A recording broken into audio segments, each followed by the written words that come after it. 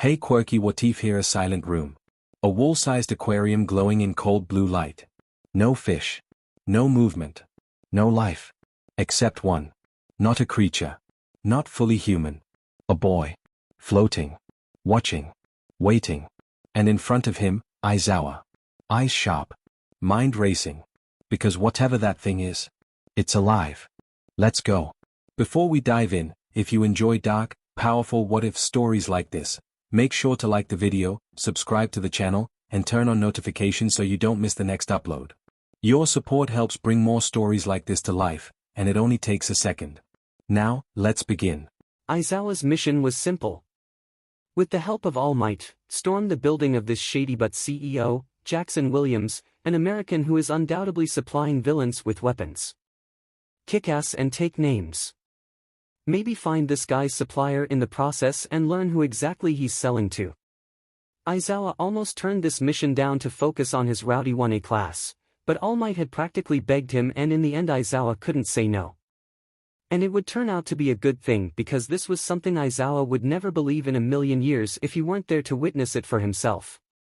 Truthfully, the fighting up to the top of the loft wasn't even all that strong. Just a few lackeys that were easily taken down with a good hit or two. Nobody saw them coming, some even gave up the moment they saw All Might coming towards them. Their guns put down, it was easy peasy. Then the two of them got up to the loft floor.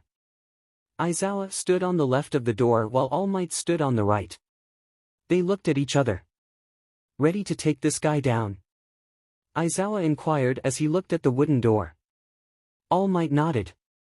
Let's get this over with. He gave a weak cough and Aizawa snorted. Aizawa gave a smirk at All Might's reaction. Then he turned towards the door and put his ear to the door. For a moment all he heard was his own roaring heartbeat and rushing blood, until he managed to hear past those things. He could hear it. He must have a radio or TV on. Aizawa whispered and looked back at Toshinori. He then pressed his ear against the door a little harder to try and hear better. All I hear is singing. He continued to whisper. Is this man really that unsuspecting? All Might rolled his eyes and then gently pushed Aizawa back. Stand back. I'll handle this. Carolina dash. Now, what a minute dash. The last thing Aizawa wanted was for them to walk right into an ambush. But All Might was never one for thinking before acting. Smash! With one giant punch the door was reduced to nothing but splinters and dust. Aizawa gave a sigh as he waited for the dust to settle. All Might gave a loud wet cough. Once it calmed down and the air cleared, both heroes stepped inside. The singing never stopped and Aizawa snorted. Definitely a radio. He decided. Though it was weird. There was no music, just singing. Soft and sweet singing done by a male voice. Shoyuta couldn't describe it, but it made his muscles untense and his shoulders relax. Man! All Might rubbed at his neck. Where is that singing coming from? He asked, now sounding a little more tired than usual. He then yawned and Aizawa followed suit. Together the duo walked through the loft. It was a spacious area with more than just a desk. No, it was more akin to a hotel suite. With a large TV hanging on the wall nearby, a plush-looking couch right in front of the TV, and lots of liquor. Old liquor that would usually cost people an arm and a leg to get their hands on. Aizawa walked up to the clear liquor cabinet in question. He gave a weak whistle, yet his mind started to fog just a little more as the singing coming from the other room rattled around in his brain. All Might walked up to a door. He put his ear up to it and listened intently while Aizawa walked up to him. Think he's in there? Aizawa inquired. The singing is coming from in here. I don't know if Jackson is in there, but the singing most definitely is coming from inside. All Might's head tilted a little. It's pretty. Focus, Yagi. Aizawa snapped his fingers in front of All Might's face. Sorry. URG. He yawned. Aizawa's own body slumped a little. He was used to feeling tired, but this was different. It's a quirk. He grabbed All Might swiftly and slapped him just as quickly to get him awake. The singing is a quirk. All Might blinked rapidly as he gave his head a shake. You're right. It has to be a trap of sorts. This is your territory, Eraserhead. Go for it. All Might stepped to the side and left the door to Aizawa. Aizawa stood in front of the door. Be prepared. He warned himself as he grabbed onto the door handle. He turned it and he was surprised to find that it was unlocked. The moment he turned the knob, the singing stopped. Once the singing was silenced, Aizawa's mind felt a little clearer and less foggy. Then, Aizawa opened the door. He didn't walk through it, he just opened it. The door gave a loud creak as it swung open. It was a bedroom of sorts. Aizawa could see a lush king-sized bed with equally lush and plush pillow comforters and matching blanket. That's all he could see from the doorway as the room itself was darkened, the bedroom light was off. Yet, there was a light source. A soft glowing blue that reflected itself off of the side of the bed. As Aizawa's mind started to clear more and more as the seconds ticked by, he was able to hear things he hadn't before. The sound of rushing and bubbling water for starters. Taking a big step inside of the darkened room, Aizawa's eyes were forced towards the one and only light source in the room, and he stopped at what he was witnessing. There, on the ground, lay Jackson Willems. But that's not what had Aizawa's full attention. There in front of Aizawa was an aquarium the size of the wall, which, given how big and long these walls were, was impressive. The aquarium was backlit by a soft blue backlight and fake background of the ocean. Yet, there weren't any fish in this aquarium. Well, there was one. Kinda. There in the aquarium was a boy. This boy couldn't be older than 12. Even though he was in the water, completely submerged, Aizawa could see thick curly green hair floating above his head. The hair was long. Like it hadn't been cut in years, as it hung down way past his shoulders. Almost down to the middle of his back. This boy had a tiny frame, a frame so small that it would make Toshinori look well fed. Aizawa could count each and every one of the boy's ribs. His eyes wandered down to the kid's tail. Yes, tail. A tail so green and that sparkled so brilliantly it made emeralds look dull in comparison. Those brilliant green scales extended from his tail and up the sides of his pelvis and his hips. The same scales littered across his arms and the sides of his face. Not to be confused with the many, many freckles that littered his entire body, tail not included, of course. Aizawa just couldn't believe it as he slowly and cautiously approached the aquarium tank. The boy looked at him and he smiled. It was such a normal smile. Aizawa didn't know why he was expecting shark-like teeth from this kid. Okay, maybe he did know why. All Might, get in here. All Might was in only seconds later. His face conveyed the same shock and horror as Aizawa's. The kid absolutely lit up once All Might came in. He looked like a kid as he smiled and excitedly waved. The boy swam in happy circles, kicking up the shiny multicolored pebbles below him as he did so. Then the kid started to excitedly look up at the roof of the giant aquarium. Yet, the boy paused as he suddenly plucked one scale from his own tail. Then up to the roof he swam. The boy opened the roof with a simple push and poked his head up at them. Both males looked at him as he looked down at them. His big green eyes filled with so much joy as he smiled again. Now, they could hear the soft dripping of water breaking as his hair was soaked. The boy leaned out of the tank just a small bit and flashed the scale to both heroes.